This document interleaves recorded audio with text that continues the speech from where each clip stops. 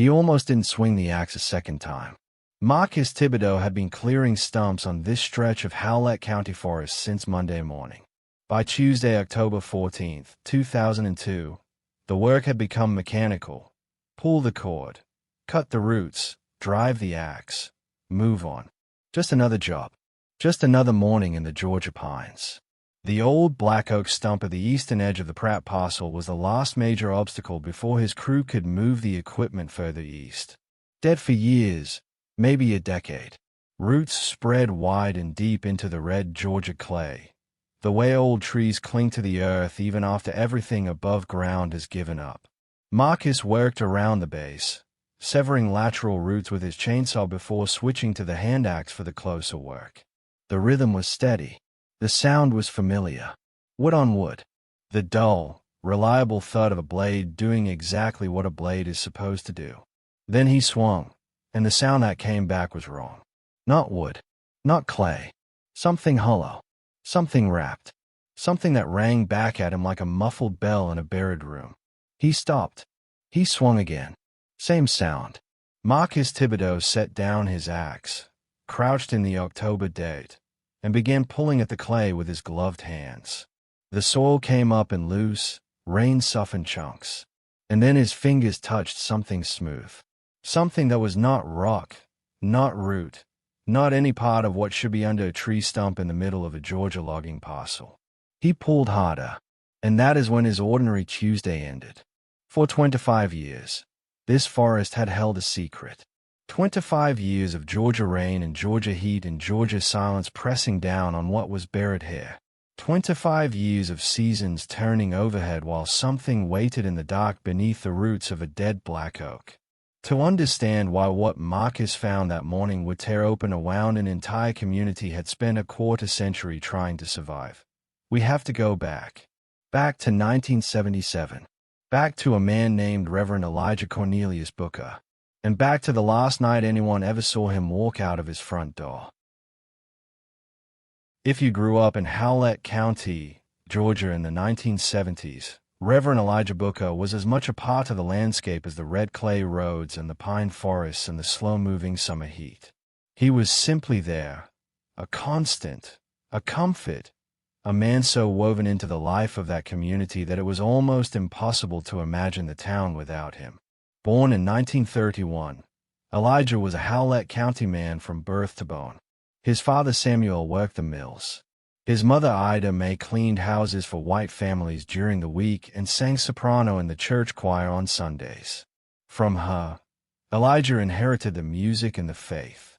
From his father, something quieter, a dignity that could not be negotiated away, no matter what the world tried to take. He wasn't a physically imposing man. 5'10", lean and deliberate in his movements, close-cropped silver hair that had gone gray early, and deep brown eyes that people described the same way, over and over, across the decades. Eyes that actually looked at you. Not through you. At you. In a world where black men in rural Georgia were still fighting simply to be seen as full human beings, Elijah Booker had the rare, powerful gift of making every person in his presence feel like the most important person in the room. He had pastored Greater Corinthian Baptist Church on Mill Pond Road since 1961, 16 years by the time he disappeared. The congregation had grown from 40 members to nearly 200 under his care. People came from other churches, other towns, other counties just to hear him preach. He had that combination that great preachers possess, intellectual depth and human warmth in perfect balance. He could quote scripture and philosophy in the same sentence. He could bring a room to silence with nothing but his voice and the weight of what he carried. But the thing people always came back to when they talked about Elijah Booker, the thing they brought up before the sermons, before the theology, was the way he showed up. When Doris Watkins lost her husband, Elijah was on her porch before sunrise with food from his own kitchen. When the Henderson boy got arrested on questionable charges in 1972, Elijah drove to the courthouse and sat in that waiting room for 6 hours to make sure the boy had representation. When the Caldwell family lost their home to fire, Elijah organized the rebuild himself and stayed until the last nail was driven. He carried people's confessions the way the earth carries seeds, carefully, quietly, knowing that some things needed to stay buried and some things needed to surface when the time was right. People told him things they had never told another living soul. He received those secrets without judgment and without ever letting them spill. He was married to Naomi Louise Booker, a school teacher with a sharp mind and a sharper wit who matched him completely. They had 3 children, Celestine, 19 and studying at Spelman College in Atlanta, Dwight, 16, and little Ruby, who had just turned 9 that fall. 9 years old. Old enough to remember. Young enough that the shape of that memory would follow her into adulthood like a shadow she could never quite outrun. Elijah Booker walked almost everywhere he went. Not because he lacked a car, but because he said walking gave him time to think, to pray, to pay attention to the world around him. His congregation teased him about it. Naomi had long since stopped trying to convince him to drive. His children grew up knowing their father might walk 2 miles to make a pastoral visit when 5 minutes in a car would have done just fine. That habit, that beautiful, personal, deeply human habit of walking, would become the first thread of the mystery. Because on the evening of September 9th, 1977, Reverend Elijah Cornelius Booker put on his dark jacket, tucked his worn leather Bible under his arm, kissed his wife on the cheek, and told her he was going to check on someone. And he walked out the front door, and the door closed behind him, and he never came back. September 9th, 1977. A Thursday evening. Georgia was still holding the last warmth of summer, one of those early fall days where the air is heavy until the sun drops, and then the evening arrives with a sweetness that makes you want to stay outside a little longer than you planned. A quiet night. A porch-sitting night. The kind of evening when nothing feels like it could go wrong. Naomi Booker would replay that evening thousands of times in the years that followed. She would sift through every detail looking for the things she missed. The signal she didn't catch. The word or look or moment that, had she read it differently, might have changed what came next. She told investigators Elijah had seemed completely himself that day. Calm. Focused. He had spent the morning on Sunday's sermon, the afternoon on 2 scheduled pastoral visits, and come home for dinner around 6.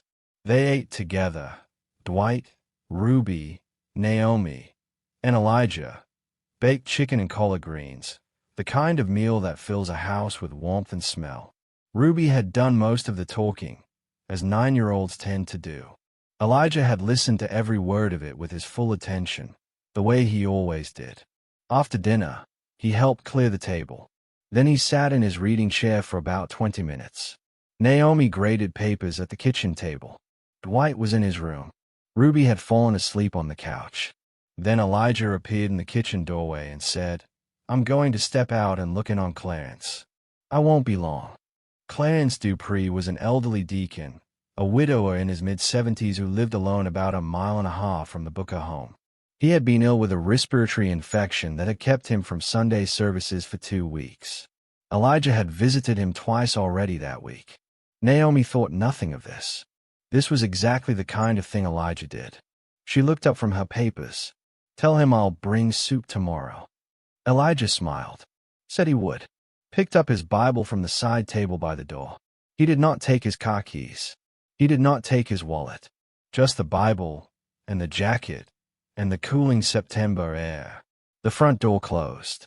That small, ordinary, mechanical sound, the latch settling into its place, was the last confirmed moment of Reverend Elijah Cornelius Booker's presence in the world of the living. Clarence Dupree told investigators that Elijah never arrived. He had waited up that evening because Elijah had mentioned earlier in the week he might stop by Thursday. 9 o'clock came and went with no knock at the door. Clarence assumed something had come up, went to bed, meant to call in the morning. Naomi didn't sleep. By the time the night had fully passed and the morning arrived with no Elijah in it, she was already on the phone. She called Clarence.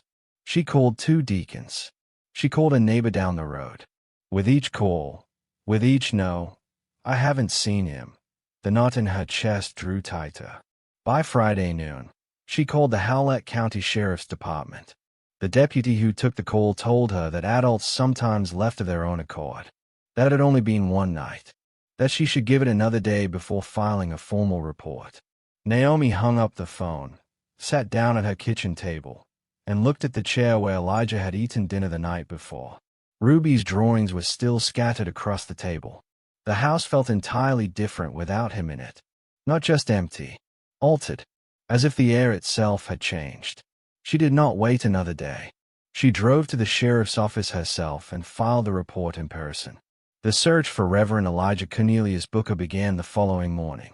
And what it would find, or more precisely, what it would fail to find, would haunt Howlett County for the next 25 years.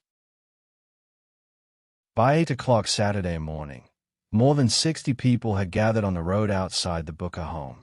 Word had spread the way it always does through a close-knit community, not through the local paper, which ran nothing that first weekend, and not through any official announcement, but through phone calls and church networks and the urgent, community-driven communication that happens when something threatens someone beloved.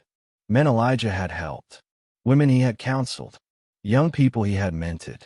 They came with water and walking shoes and the kind of grim, focused determination that comes from genuine love for a person. The official search was organized with reasonable thoroughness. Deputies on horseback, 2 tracking dogs, a search coordinator who divided the surrounding area into grids and assigned teams methodically. It looked, on the surface, like an organized effort. The terrain complicated everything.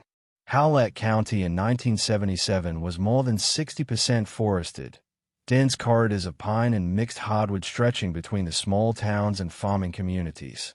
The route between the Booker home and the Dupree house ran along a gravel road before cutting through a stretch of woodland locals called the Howlett Thicket. Not wilderness in any dramatic sense, but dense enough that a man could move through it without being easily seen or easily found. The tracking dogs were given Elijah's scent from a jacket at the front steps. They moved east, along the gravel road, for about a quarter mile. And then they stopped. The handlers worked them in circles, encouraged them, started over. The dogs moved in confused, overlapping patterns. The scent trail simply ended. Not near water, which can scatter a trail. Not at a road where a vehicle might explain the disappearance. In the middle of a stretch of ordinary Georgia forest, as if Elijah Booker had walked to a specific point and then ceased to exist. The physical search lasted 4 full days. Every section of the grid was walked. Brush was overturned. Creek beds were waded through. Abandoned outbuildings were checked within a 2-mile radius. No clothing. No blood. No evidence of any struggle anywhere along any route Elijah might have walked. Nothing. The absence of evidence was, in its own way, more disturbing than anything they might have found. Violence leaves marks. A struggle tells a story. But nothing. Nothing meant the story was somewhere else entirely, still locked away in whatever darkness had taken Elijah Booker on that September night. At Greater Corinthian Baptist Church, prayer vigils filled the sanctuary every evening of that first week. The congregation overflowed onto the steps and into the parking lot. People pressed together in the warm September dark, candles raised, voices lifted in the kind of desperate, grief-edged worship that doesn't ask for comfort so much as it demands that God pay attention. Naomi sat in the front pew every night. Dwight sat beside her, 16 years old, trying his hardest to be steady. Little Ruby sat on Naomi's other side and held her mother's hand, not always understanding what was happening, but understanding enough to know that her father was gone and that her mother was frightened in a way that mothers should never have to be frightened. Celestine came home from Spelman that Saturday. She stood on the front porch of her childhood home, looked at her mother, and said nothing for a long moment because there was nothing adequate to say. Then she went inside and started cooking, because that was the only useful thing she could do. Keep the family fed while the world came apart around them. The rumors started almost immediately, the way rumors always do when answers refuse to appear. Some were gentle in their wishfulness, that Elijah had suffered some kind of mental break and walked away from his life. that he would surface somewhere, confused but alive. Others were darker. There was the persistent, carefully lowered whisper that Elijah's disappearance had something to do with the racial tensions still crackling under the surface of Howlett County life in 1977. Nobody said it too directly, but the thought was there. And there was one more rumor, smaller, quieter, more specific, that Elijah had known something, had been told something, in the privacy of his pastoral work, that someone had not wanted known. That one of those confessions he carried so carefully had become the thing that got him killed. Nobody could identify the source of that rumor. Nobody could point to where it began. But it planted itself in the community's memory and sat there, dormant, for 25 years. 3 months after Elijah's disappearance, the Howlett County Sheriff's Department reclassified the investigation. The active search ended. The file was archived. The deputies reassigned. Life moved on, as life always does, with a terrible indifference to the gaps left behind by the missing. There's a grief that belongs only to the families of the missing. It is different from the grief of loss. Loss, as devastating as it is, has a shape, a beginning, a middle, something that eventually resembles an end. The grief of the missing has no shape at all. It is not grief so much as suspension. A state of permanent waiting that never resolves into anything you can bury or name or move past. You cannot mourn someone who might still be alive. You cannot stop mourning someone you may have already lost. You live between those two unbearable states indefinitely, and the indefinitely is what slowly destroys you. Naomi Booker lived in that suspension for 25 years. She kept teaching school. She kept the house on Crawford Street in exactly the condition Elijah had known it. His reading chair stayed in the same corner. His books stayed on the shelves in the same order. His jackets stayed in the closet, not because Naomi was unable to move them, but because moving them would have been a decision she wasn't ready to make. A statement about finality she hadn't authorized. Celestine graduated, became a professor, moved to Alabama. Dwight moved to Columbus after years in a local repair shop. Howlett County held too much grief in too small a space, and distance was the only management tool he had. Ruby grew up in the shadow of her father's absence, quietly carrying the particular weight that children carry when they are old enough to remember but young enough to wonder if somehow, impossibly, it was their fault. She would study social work as an adult. She would later say it wasn't a coincidence. Naomi went to the sheriff's office several times in the 1980s. She asked if anything new had developed. Each time she was met with polite helplessness. The case was old. Evidence was limited. She would be contacted if anything changed. She was never contacted. Nothing changed. Imagine what that costs. 25 years of not knowing. 25 years of sleeping in a house where someone should have come home and didn't. 25 years of answering the same question, any news about Elijah, with the same quiet, dignified, not yet. 25 years of watching your children grow up with a wound at the center of their family that never healed because it never had an ending. The case was effectively forgotten by everyone except the people who had loved Elijah Booker. His name became, over time, a kind of legend in the community, not diminished, but softened, the specific human man slowly giving way to the mythologized pastor who had loved his people and walked into the Georgia pines and never come out. Younger members of the congregation joined Greater Corinthian who had never met him, only heard the older members speak of him with that particular careful tenderness people reserve for the irreplaceable. The forest off mile marker 7 on the Howlett County logging road kept its secret through all of it. Through 25 Georgia winters. Through drought and flood and the ordinary turning of seasons that left no mark on anything or anyone.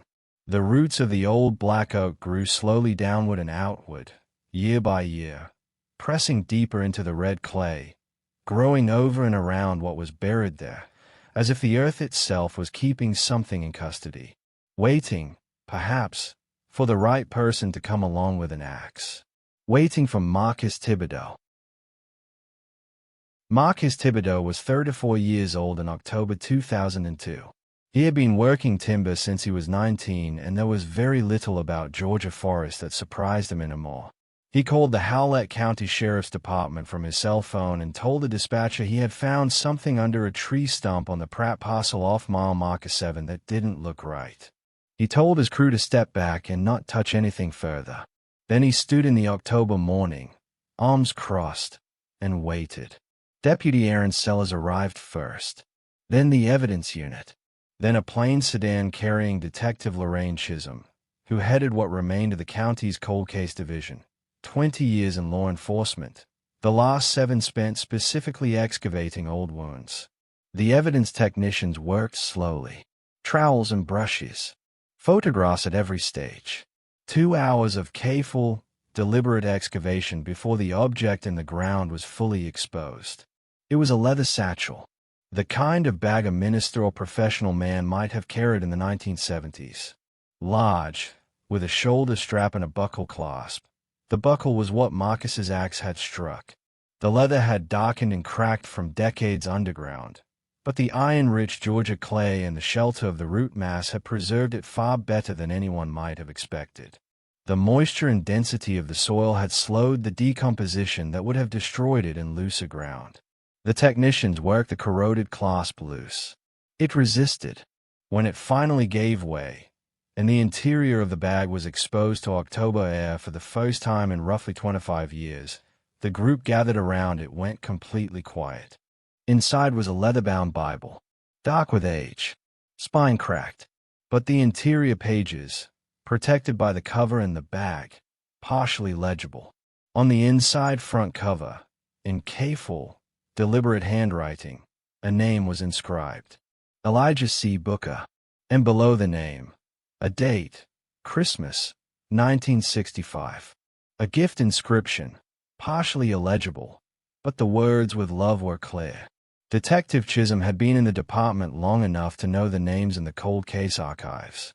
She had reviewed the Booker file herself when she first took over the cold case division in 1995. 7 years ago she had read through it and concluded, as her predecessors had, that without new evidence there was nothing meaningful to pursue. She was looking at new evidence now. Also in the bag, a small pocket notebook, compressed by moisture but intact. A thin gold wedding band, later confirmed by Naomi Booker to be a second ring Elijah sometimes wore. A gift from the congregation on his 10th pastoral anniversary, which he had been wearing on the night he disappeared. A folded letter, too deteriorated to read in the field. And at the very bottom of the bag, nearly missed, a small photograph. 2 people standing in front of a church. The image heavily degraded. The faces not clearly identifiable. Chisholm stood up from her crouch beside the open bag and looked out at the Georgia pines around her. 25 years. Every grid walked in 1977. Every brush pile overturned. Every creek bed checked. All of it. And this bag had been here the entire time. The question answered itself when she really looked at the stump. The depth of the burial. The way the roots had grown over and around it over the decades. Someone had buried this bag deliberately, at substantial depth, beneath the root system of a living tree. Not hastily, not accidentally, with knowledge of this specific location and the intention that what was buried here would stay buried. This was not an accident. This was not the end point of some medical crisis or moment of confusion. Someone had made a choice. Someone had known exactly what they were doing. That evening, Detective Chisholm drove to Crawford Street.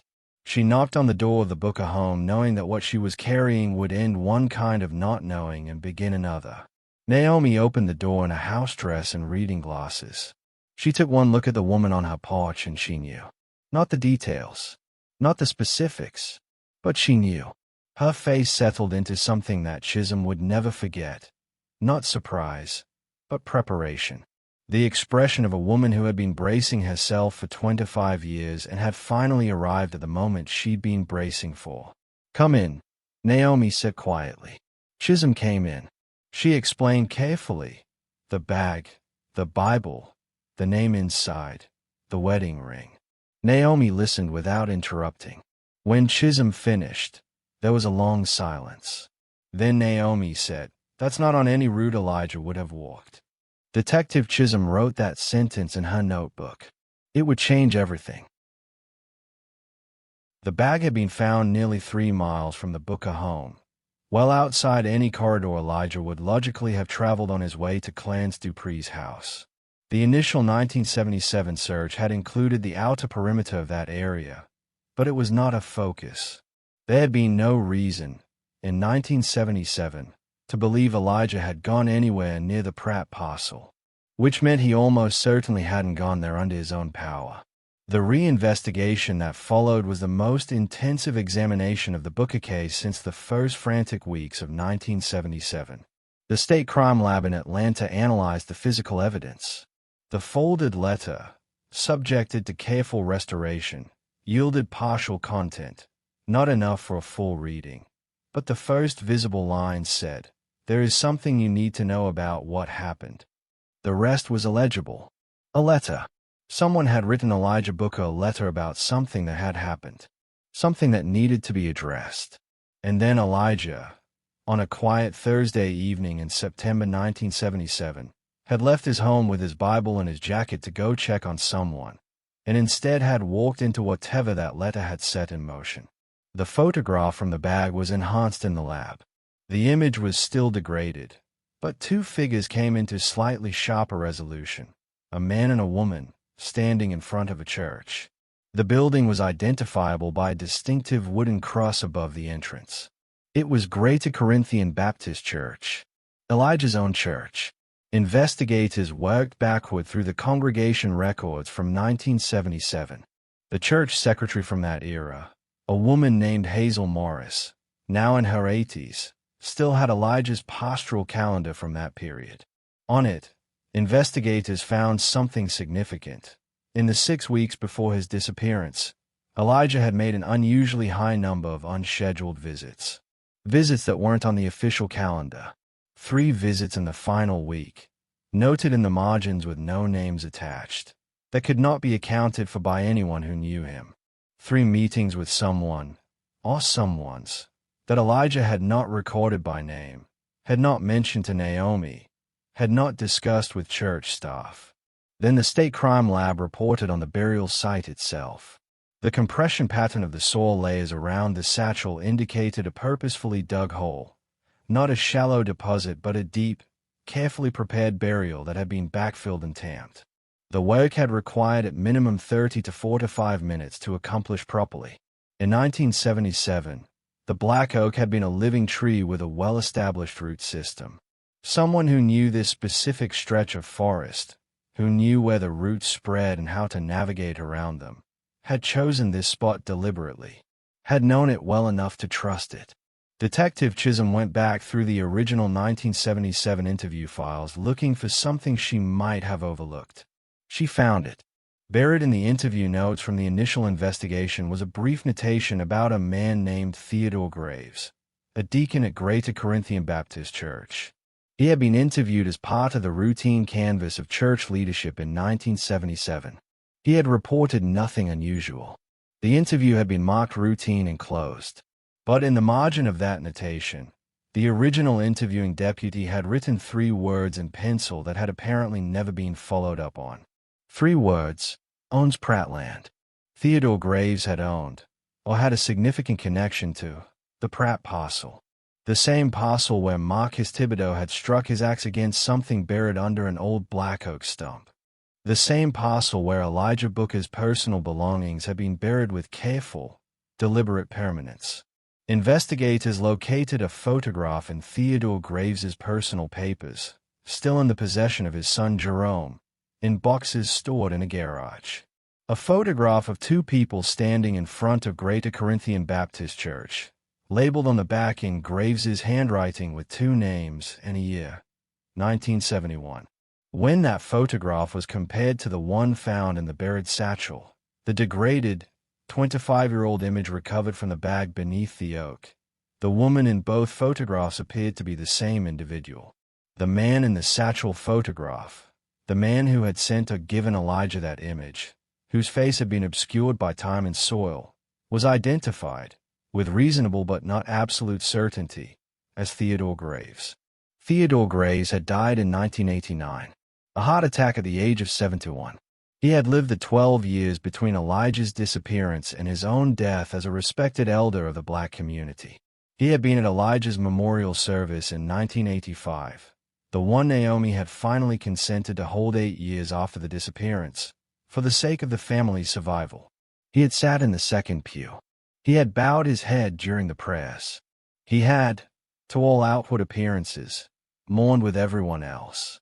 There would be no arrest, no charges, no trial. Theodore Graves was dead. He could not be questioned, charged, or held accountable in any formal legal sense for whatever role he had played in what happened to Elijah Booker on September 9, 1977. The investigation produced a theory, evidence-supported, carefully constructed, but ultimately unprovable, that Graves had contacted Elijah in the weeks before the disappearance. That something Elijah knew, something told to him in confidence, had made Graves afraid. That the meeting on that Thursday night had not gone the way Elijah hoped. That Graves, who knew the Pratt land, had known exactly where to take a bag, exactly where to dig. That Elijah's remains were almost certainly somewhere on or near that property. Ground-penetrating radar and cadaver dogs were deployed across the Pratt parcel in the summer of 2003. They found an area of soil disturbance approximately 200 yards from the old stump. A forensic anthropologist from the University of Georgia led the excavation. It took 4 days. What was recovered was fragmentary, skeletal material, partially scattered by root intrusion and the passage of 25 years. But enough. DNA comparison with Celestine and Dwight Booker confirmed what the family had already, in the deepest part of themselves, come to know. Elijah Cornelius Booker came home in the summer of 2003.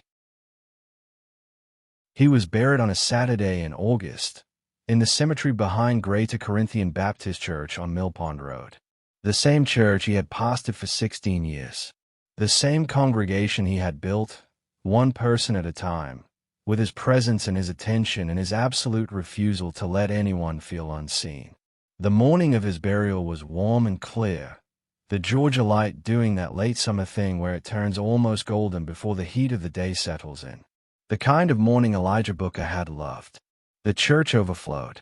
People came from 3 counties. Old members who had moved away returned. People who had been children in the congregation in 1977 came back with their own children. The choir sang with a fullness that moved through the walls. A succession of people stood and told stories about Elijah. Specific, human stories. Funny and heartbreaking and exact in the way that real memories of real people always are. No legend. No myth. Just a man, fully remembered. Ruby Booker spoke last. She was 35 years old. She stood at her father's pulpit in her father's church and looked out at the people who had known him and loved him, and she said what she needed to say. She said she didn't have simple feelings about any of it, about the man who had likely done this, about a system that had moved too slowly for 25 years, about the endless waiting, about what the not knowing had taken from her family. She said she had spent her adult life working to catch people before they fell into the gaps that systems leave open, because she had seen, up close, what those gaps cost. She said her father had spent his life being the thing people could count on when the systems failed them. She thought that was still worth honoring. Even now, even after all of this, he would have forgiven, she said. I don't know if I have gotten there yet, but I know he would have. Detective Lorraine Chisholm filed her official report in the spring of 2003. In the conclusion, she wrote that the investigation had established, with reasonable probability, that Reverend Elijah Cornelius Booker had not walked away from his life willingly, that he had not suffered an accident, that the evidence pointed toward deliberate human action, someone who had known him, been trusted by him, and used that trust as a weapon.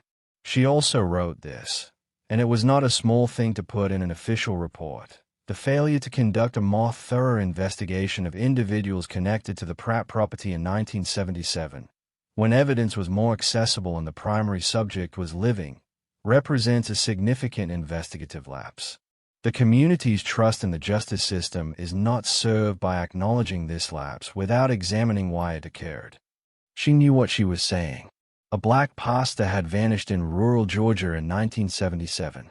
The investigation had been adequate, perhaps, by the standards applied to such cases in such places at such times. But adequate by those standards was not adequate by any standard that mattered. She wrote it anyway, because someone needed to. Naomi Booker passed away in 2011 at the age of 80. She is buried beside her husband in the cemetery at Greater Corinthian Baptist Church. She had waited 34 years for answers. She spent the last 8 years of her life with something that was not quite peace, but was, perhaps, the closest thing to it that her circumstances permitted. She knew where Elijah was. She knew he hadn't left. She knew he had been taken, and that the taking had been deliberate, and that the forest had eventually given him back. That was not justice, but it was truth.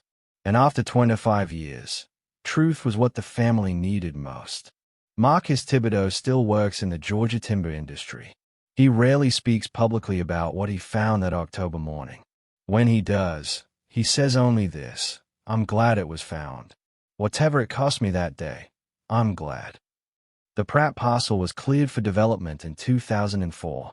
The old black oak stump was removed. Nothing grows there now but asphalt and concrete, the ordinary blankness of a storage facility parking lot, giving no indication of what the ground beneath it once held.